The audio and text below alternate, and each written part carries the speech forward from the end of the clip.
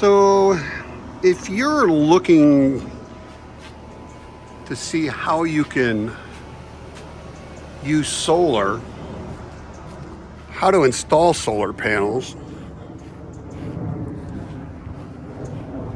put them on pergolas there. We have a raised bed garden, but in the summertime in Arizona, we can't use it. So we run a mini split in the garage to keep the garage at 78 degrees, 600 square feet. Got another solar array over here. Got solar panels on top of here. These are bifacials where you get solar off the back. Got a different array over here. 24 solar panels on that. Got some solar panels on our sheds over here. And we have solar panels up against this back wall and storage underneath. So there's just a couple of different ideas for solar.